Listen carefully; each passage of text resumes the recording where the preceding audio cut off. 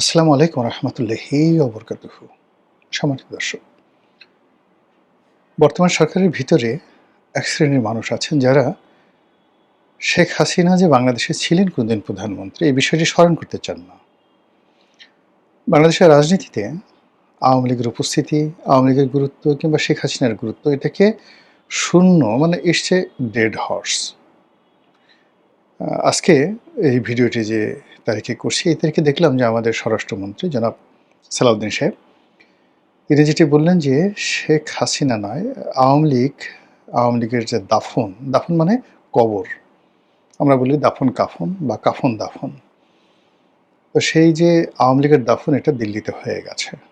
মানে একটা লোক মরে গেছে। তো মরে যাওয়ার পর তো আসলে সেখান থেকে আসলে নতুন কিছু উদ্ভব হয় না।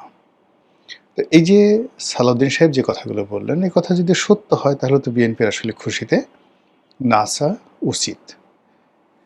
অন্যদিকে আবার বিএনপির মধ্যে, বিএনপির বাইরে, সরকারের মধ্যে, সরকারের বাইরে, সাধারণ জনগণের মধ্যে আওয়ামী লীগ নিয়ে বিপরীতমুখী একটা মিশ্র প্রতিক্রিয়া রয়েছে। সেই প্রতিক্রিয়া হলো আওয়ামী লীগ আছে, আওয়ামী লীগ থাকবে, আওয়ামী লীগ আসছে কিংবা আওয়ামী লীগ আসবে, শেখ হাসিনা আসবে, শেখ হাসিনা আবার ইত্যাদি ইত্যাদি নানা রকম। এ গেল আওয়ামী লীগ বনাম শেখ হাসিনাকে নিয়ে সরকারের ভিতরে এবং বাইরে বিপরীতমুখী চিন্তা। অন্যদিকে ইউনূস জমানাতে পুরো সময়টিতে এদেশের মানুষ একটা ভারত যাকে বলা হয় বিতৃষ্ণা, এটা ফোবিয়া ছিল না। শেখ হাসিনার জমানাতে একটা ভারত ফোবিয়া ছিল যে ভারত বাংলাদেশের জন্য আসলে একটা হুমকি স্বরূপ।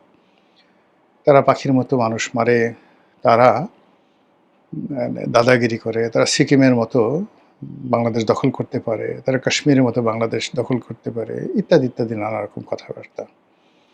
তো এই যে ভয় এবং আতঙ্ক, সেই আতঙ্কের কারণে মানুষের মনে একটা বিতৃষ্ণা তৈরি হয়েছিল ভারতের বিরুদ্ধে, যেটিকে আপনি ভারত ফোবিয়া বলতে পারেন। কিন্তু ইউনূস জমানাতে এসে বিভিন্ন প্রচার মাধ্যম, বিশেষ করে সামাজিক মাধ্যম, এখানে জামাতের বট বাহিনী থেকে শুরু করে বিদেশ থেকে যারা ইউটিউব করে তারা, বা বাংলাদেশে যে যে সকল মূলধারার গণমাধ্যম তাদের মধ্যে কয়েকজন আছেন, তারা এতটা প্রবল ভারত বিরোধী হয়ে পড়লেন, অবস্থা দৃষ্টে মনে হচ্ছিল যে বাংলাদেশ এবং বাংলাদেশের জনগণ জাস্ট লাইক রোমান সম্রাট জুলিয়াস সিজারের জমানাতে রোমানদের যেরকম ক্ষমতা ছিল, বা জুলিয়াস সিজারের যে সারা দুনিয়াতে যে ক্ষমতা ছিল, কিংবা ধরুন নেপোলিয়ন বোনাপার্টের সময় ফ্রান্সের যে ক্ষমতা ছিল, ফ্রান্সের নাগরিকদের যে ক্ষমতা ছিল। তো এরকম যে একটা অবস্থা, অথবা মহারানী ভিক্টোরিয়ার সময়টাতে ব্রিটিশ নাগরিক এবং ব্রিটিশ সাম্রাজ্যের যে আধিপত্য ছিল সারা দুনিয়াতে, বাংলাদেশ সম্ভবত ওই পর্যায়ে চলে গেছে। আর অন্যদিকে ভারত হলো বাংলাদেশের জন্য একটা ছোট্ট কলোনি। আমরা ইচ্ছে করলে মায়ানমারের মংডু পর্যন্ত দখল করতে পারি, কেন আমরা আরাকান রাজ্য দখল করে নিচ্ছি না? এই ধরনের প্রচারণা আমাদের দেশে ইউনূস জামানাতে প্রবল ছিল। আর ইউনূস সাহেবকে আমরা নক্ষত্রের রাজা মনে করে, অর্থাৎ এই নক্ষত্রমণ্ডলীতে যত নক্ষত্র রয়েছে সেই নক্ষত্রের মধ্যে সবচেয়ে উজ্জ্বল জ্যোতিষ্ক হিসাবে আমরা তাকে মনে করতাম যে এই পৃথিবীতে তার কোনো বিকল্প নেই। আর বাংলাদেশে আমরা যারা জনগণ আছি 18 কোটি মানুষ, 18 কোটি মানুষ মানে 18 কোটি সেনাবাহিনী। এই সেনাবাহিনী দিয়ে আমরা ভারতের সেভেন সিস্টার দখল করতে পারি, মায়ানমারের যে মংডু সেটা দখল করে নিতে পারি, আমরা গাজওয়াতুল হিন্দ করতে পারি, আমরা ভারতবর্ষের দিল্লি পর্যন্ত দখল করে নিতে পারি। এরকম একটা স্বপ্নের ঘোরে আমাদের প্রায় 1.5 বছর চলে গেল। চলে যাওয়ার পর নানা রকম ঘটনা, উত্থান পতন, নানা রকম পদ্মার আড়ালের খেলাধুলার একটা প্রেক্ষিতে আমরা একটা সংসদ পেলাম, একটা ভোট হলো, তারপরে সংসদ পেলাম, প্রধানমন্ত্রী পেলাম, বিরোধী দলীয় নেতা পেলাম, সংসদ চলছে, আমরা জুলাই আগস্ট বিপ্লবের নেতাদের পেলাম, আরও অনেক কিছু পেলাম। কিন্তু সব কিছু খাওয়ার পরে হাওয়াই মিঠাইয়ের মতো, আপনারা যারা হাওয়াই মিঠাই খেয়েছেন, এইরকম বিশাল ছিঁড়ে মুখের মধ্যে দিবেন আর গলে যাচ্ছে, বোঝা যাচ্ছে না যে মুখে আপনি আসলে কি খেলেন, না চকলেট, না কোনো কিছু, না বাতাস, না তুলা, এরকম হাওয়াই মিঠাই। এখন গত ২ বছর ধরে আমরা প্রায় সব ক্ষেত্রে হাওয়াই মিঠাই খেয়ে যাচ্ছি। একটি ন্যারেটিভ, একটি বিষয়, একটি বস্তু একেবারে ফিজিক্সের ভাষা অনুযায়ী স্ট্রাকচার হিসেবে, অবকাঠামো হিসেবে আমাদের এই রাজনীতিতে, অর্থনীতিতে, সমাজ ব্যবস্থায় মডেল রূপে দাঁড়ায়নি। সবকিছুই ফ্ল্যাকচুয়েটিং করছে গত ২ বছর ধরে। ফলে দুর্ভাগ্য এবং অনিশ্চয়তা আমাদেরকে তাড়া করছে, প্রতিটি মানুষকে। যার যার অবস্থানে থেকে আমরা কোনো মানে কাজ করতে পারছি না, চিন্তা করতে পারছি না, স্বপ্ন দেখতে পারছি না, এবং একটা প্ল্যান বা পরিকল্পনা তৈরি করতে পারছি না। This is a huge problem, বিশাল একটা সমস্যা। এখন এই সমস্যাগুলো দূর করার জন্য সবার আগে যেটি দরকার সেটা হলো আমি যা করছি সেই ব্যাপারে আমার একটা অবকাঠামো থাকতে হবে, মানদণ্ড থাকতে হবে। আমি যা স্বপ্ন দেখছি একই অবস্থা, আমার যারা প্রতিপক্ষ তাদের সম্পর্কে আমাদের একটা ধারণা থাকতে হবে। তো এখানে ভারত এখন বিশ্বের অন্যতম পরাশক্তি। আপনি গিয়ে দেখুন, আমরা যে পরাশক্তিগুলো আগে মনে করতাম বিশ্বের ৫টি পরাশক্তি, সেই ৫টি পরাশক্তির যে অবস্থা, এর মধ্যে ধরেন ফ্রান্স এবং ইংল্যান্ড, এই দুটো পরাশক্তি এখন আর পরাশক্তি নেই বললেই চলে।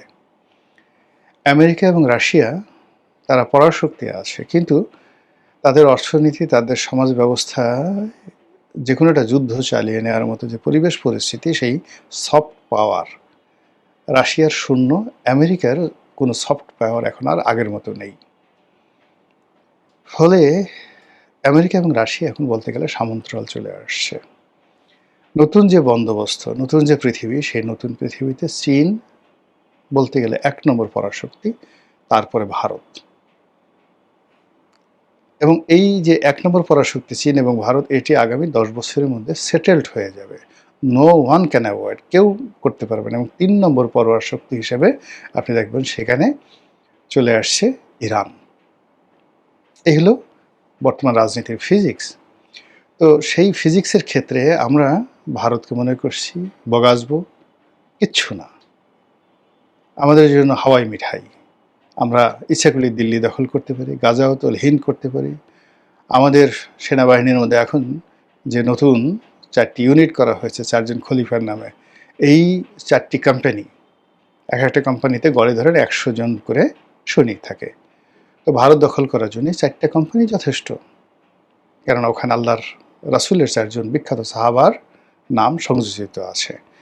এই যে বিশ্বাস, এই বিশ্বাসে কাতর অন্তত ৬ থেকে ৭ কোটি মানুষ আছে, যারা বিশ্বাস করে যে এরকম হযরত আবু বকর সিদ্দিকের নাম নিয়ে আপনি যদি বঙ্গোপসাগরে ঝাঁপ দেন, সাগর আপনাকে ভাসিয়ে রাখবে। এই হলো অবস্থা। যাই হোক, এটা নিয়ে আর আলাপ আলোচনা করলাম না। অন্যদিকে যেটা সালাউদ্দিন সাহেব বলেছেন যে আওয়ামী লীগ এবং শেখ হাসিনা তো প্রশ্নই আসে না, সেটা চলেই গেছে। আওয়ামী লীগেরই তো কবর রচনা হয়ে গেছে দিল্লিতে, বাংলাদেশে। There is no Awami League, আর কোনোদিন ফিরে আসবে না। আপা আর কোনোদিন ফিরে আসবে না। এরই প্রেক্ষাপটে আমি মনে করি যে এখানে আমাদের সবারই একটা ফিজিক্স দাঁড় করানো উচিত। ভারতকে নিয়ে আমাদের আসলে ফিজিক্স দাঁড় করাতেই হবে। আমাদেরকে স্বীকার করতে হবে হু ইজ ভারত। আজ ভেনেজুয়েলা, আপনি গিয়ে দেখেন আমাদের মতো মানে রাষ্ট্রের চাইতে ক্ষমতা, বিত্ত, বৈভবে ভেনেজুয়েলা এখন কোন পর্যায়ে আছে। আপনি গিয়ে দেখেন মেক্সিকো, সেই মেক্সিকোর আকার, আয়তন এবং আমাদের চাইতে তাদের অবস্থান কোন পর্যায়ে আছে। এরপরে যান ব্রাজিলে, মেক্সিকো, ব্রাজিল, চিলি ধরেন ছোট দেশ, ইভেন আর্জেন্টিনা। এই যে ল্যাটিন আমেরিকার দেশের বাইরে আবার তাদের প্রতিবেশী কানাডা, এই রাষ্ট্রগুলোর সঙ্গে প্রতিবেশী রূপে আমেরিকা আসলে কি আচরণ করছে, সেই তুলনায় ভারত আমাদের সঙ্গে কি আচরণ করছে। এই রাষ্ট্রগুলো, অর্থাৎ ল্যাটিন আমেরিকার যে রাষ্ট্রগুলো, যেগুলো আমেরিকার চারিদিকে আছে, ইভেন এখন ইউরোপের বন্ধুদেরকে টিটকারি করে যে ধরনের কথাবার্তা ডোনাল্ড ট্রাম্প বলছেন, ইতালি যারা একসময় সারা পৃথিবী শাসন করতেন, রোমান সাম্রাজ্য, Holy Roman Empire, more than 1000 years ruled around the world, সারা পৃথিবী শাসন করেছে। এবং দ্বিতীয় বিশ্বযুদ্ধের সময় তারা অক্ষ শক্তির দ্বিতীয় অংশ, জাপান তৃতীয়, হিটলারের পরে যেটার নামটা আসে সেটা হল মুসোলিনি। সেই মুসোলিনির যে ফ্যাসিজম, সেই ফ্যাসিজমের ভিত্তি করে এখন বর্তমান যিনি ইটালির প্রেসিডেন্ট রয়েছেন, মানে ইটালির যিনি এখন প্রেসিডেন্ট, তো প্রেসিডেন্ট না প্রধানমন্ত্রী আমার ঠিক এই মুহূর্তে মনে আসছে, যে ভদ্রমহিলা, সেই তাকে নিয়ে বলা হয় ইউরোপের সবচেয়ে এই মুহূর্তে পাওয়ারফুল যে কজন লোক আছেন, তার মধ্যে জার্মানির যিনি চ্যান্সেলর রয়েছেন তিনি, এবং এখন ইটালির এই যে ভদ্রমহিলা যিনি আছেন মেলনি। তো এই যে মেলনি, ট্রাম্প বলছেন যে মেলনি আমার সাথে ছবি তোলার জন্য পাগল হয়ে গেছে, অনেক হাতে পায়ে ধরেছে, তারপর আমি ছবি তুলেছি। তো বুঝেন যে ঠাট্টা কাকে বলে। তো সেই তুলনায় নরেন্দ্র মোদী আমাদেরকে নিয়ে কি বাজে কথা বলেছেন, কি করেছেন বলেন। ডোনাল্ড ট্রাম্প যে কাজগুলো করেছেন তার কি করেছেন, অথবা পুতিন তার আশেপাশে যারা প্রতিবেশী রয়েছে, একমাত্র চীন ছাড়া তার আশেপাশের অন্য সব প্রতিবেশীর সঙ্গে চীন এবং রাশিয়া, চীন এবং ইরান ছাড়া তাদের সাথে পুতিন কি আচরণ করছেন, তার 1000 ভাগের 1 ভাগ আচরণ তো মোদী করেননি আমাদের সঙ্গে। আবার ওই সমস্ত রাষ্ট্র যে শক্তিমত্তা দেখিয়েছে, যেটা ধরেন চেচেনিয়াতে সে দেখিয়েছে পুতিন, যেটি এখন ইউক্রেনে দেখাচ্ছে, তারপর ট্রাম্প যে শক্তিমত্তা দেখিয়েছে ভেনেজুয়েলাতে, তো সেই রকম যদি ঘটনা নরেন্দ্র মোদী বাংলাদেশের সঙ্গে দেখাতে চায়, কয়জন যোদ্ধাকে আপনি পাবেন? আপনি বাংলাদেশের কোনো গর্ত খুঁজে পাবেন না, সব গর্তের মধ্যে দেখবেন যে প্রাণী ঢুকে গেছে। এরকম আছে, সবাই আমাদের দেশে বড় বড় কথাবার্তা বলে। আমাদের দেশে তো যুদ্ধ একা হয়নি, 1000 বছর বাংলাদেশের ইতিহাসে বহুবার আমাদের দেশে যুদ্ধ হয়েছে সরাসরি, এবং সবসময় বিদেশিরা আক্রমণ করেছে, এবং এই বাংলাদেশে আক্রমণ করে বিদেশিরা ব্যর্থ হয়ে ফিরে গেছে, এরকম সিঙ্গেল নজির আপনি দেখাতে পারবেন না। যারাই আসছে সবাই বিজয়ী হয়েছে। কাজেই ভারতের যে ফিজিক্স, ভারতের যে অবকাঠামো, ভারতের যে অবস্থান, এটা আপনাকে আগে অ্যাসার্টেন করতে হবে এবং রাষ্ট্রকে নিয়ন্ত্রণ করতে হবে, তার জনগণকে। আদারওয়াইজ আমরা শুধু ইনভাইট করতেছি। সেকেন্ড থিং হলো শেখ হাসিনা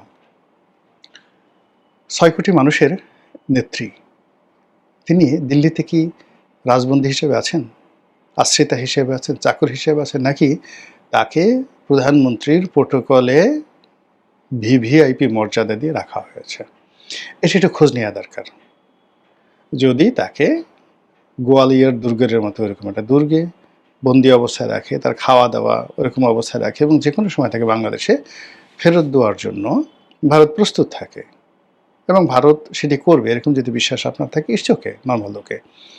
কিন্তু যদি তাকে দালাই লামার মতো সম্মান দেওয়া হয় বা তার চেয়ে বেশি দেওয়া হয়, যদি তাকে সোনিয়া গান্ধীর মতো বা অমিত শাহের চেয়ে বেশি প্রোটোকল দেওয়া হয়, তাহলে শেখ হাসিনার দাফন হয়নি, আওয়ামী লীগের কাফন হয়নি।